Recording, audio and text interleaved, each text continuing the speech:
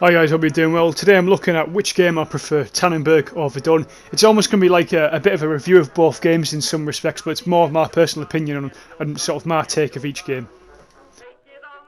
So we'll look at Verdun first. For me personally, on Verdun, I love the game mode. Now, it's one of the downsides which like people seem to dislike most about Verdun is the game mode. They think it's quite boring, quite restrictive in a way because you're going from one trench to another. You're either defending or you're attacking. And obviously with Tannenberg, you haven't got that. With Tannenberg, you've got sort of outposts and almost like it's like a domination from Call of Duty, or I think it's conquest from Battlefield. I think it is. It's more, it's a bit more of a variety. But with this game mode in Verdun, it's just front lines, and again, as I've said, it's just attacking and defending. But what I like about this is it allows you to sort of.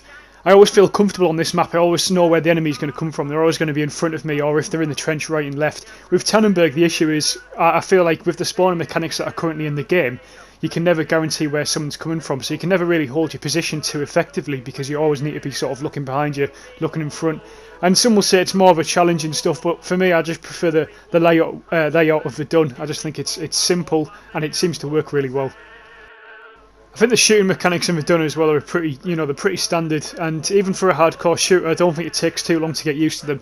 Now, obviously, finding your target, I think on Verdun is more of a difficulty than actually shooting itself. And I think a lot of people always say the shooting in Verdun's really difficult, but again, it's like it just takes time in practice and in sort of knowing where the enemy's going to come from and sort of when to hold your breath, when not to hold your breath. It's just little things like that. And then squad defense is also really good for practicing your shooting on and stuff as well. But in Tannenberg, there seems to be an issue with the shooting with me. I feel like the weapon sway in some guns is really weird, and then also you can sort of aim directly at someone and shoot them, and still it won't kill them, either when you're hip firing or even if you're aiming down sights. And I feel like the shooting's a bit off in Tannenberg, and I've played it enough, and I wouldn't say I'm necessarily too bad at the game, so I usually do hit my targets in Tannenberg. I just feel like Verdun seems to be the sort of more the shooting mechanics themselves seem to be more solid in this game. Since the update as well at Christmas for Verdun on console in particular, we've had loads of different squads. Well, not loads of different squads, but had extra squads put into the game. And on Verdun itself, compared to Tannenberg, we've got loads more factions to choose from. We've got the French, the Tommies, the Canadians, the Highlanders, the Anzac regiments. Then you've got your French colonial troops. I can't remember where they're from actually, but there's a lot of different variations within squads, and it brings a sort of a change to the game, if you like, because you get more you get different weapons and different sidearms and grenades and stuff, a bit of variation. And I think in Tannenberg it's very vanilla in a way when it comes to guns and sort of squad play, especially if you're playing for if you're not on the central power side and you're playing as like the Romanians or the Cossacks or something. They seem to have just very similar guns. Other than the Romanians, the Cossacks and the Latvians have very similar guns, and I find the variation's not too good, especially if you don't like them weapons. If you really don't like the guns like I do, I really dislike the sort of the Mosin and I think it's the Lancaster or something. And I'm just not a big. I don't know if it's the Lancaster. It's the Henry Martini, I think it is. That's what it's called. I'm really not a big fan of those guns. So I really don't enjoy playing as the Latvians in Tannenberg, and it's compared to this game. I don't mind if I'm on the German side or the sort of Commonwealth side or French or whatever, because I find the guns are all really fun to use and pretty interesting. And again, the variation it does help. So what's good about Tannenberg then? Well, the maps are fantastic. The maps are really, really good in this game. There's so much variation in terms of the weather conditions, which obviously improves immersiveness. And well, that's not a word, is it, immersiveness, but it improves immersion. And the maps are absolutely fantastic. They really do make for some good strategic play. And it allows you, as I said, strategic play is like such a big thing that we don't see in games anymore. And the way the maps are shaped for that, it's fantastic. It's really good to see. But it also just the way they look in general, how well they've sort of made them. The devs did like a stream the other day with like this historian, and he was saying how good the maps were and stuff, and he was sort of going through how things were back then. And I just think the amount of effort that they've put into this game, it's fantastic, and I think it's one thing that should be mentioned.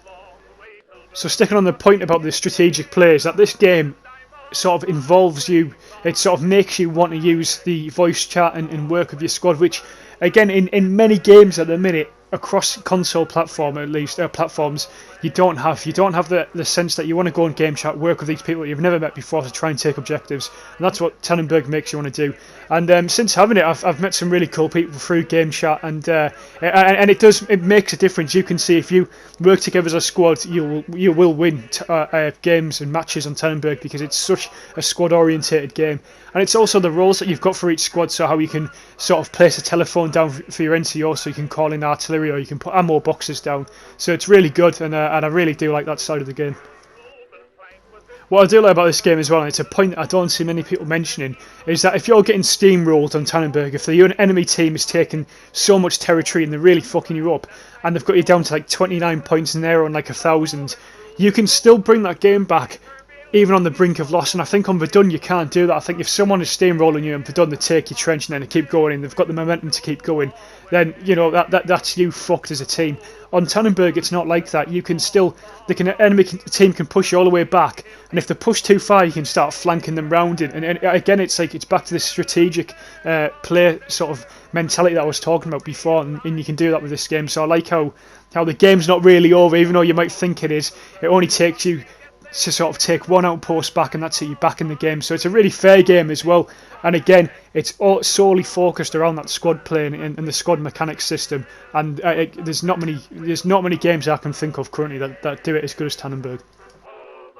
But if I had to sort of pick a game I'd prefer to play on a sort of regular basis, it'd have to be Verdun. And I think there's a few reasons for it. One, it's because I've played it for longer. I've played this game for like 3 or 4 years now, and it's probably one of my favourite hardcore first-person shooters of all time, which a lot of people might think, that's a bit of a crazy statement, but it really is. It's a good game. When you get down to the core elements of it, Verdun is a great game, and it's just you sort of have to stick with it, I think.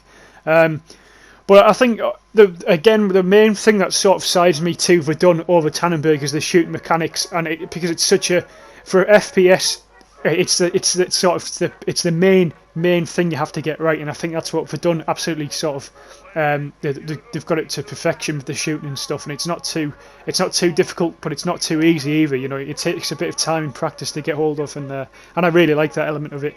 So and then again with Tannenberg, what puts me off Tannenberg as well is the spawning mechanics on the game. It's just it drives me up the fucking wall that they thought it's okay for you to spawn in a contested area. It's just that it's a really frustrating part of Tannenberg.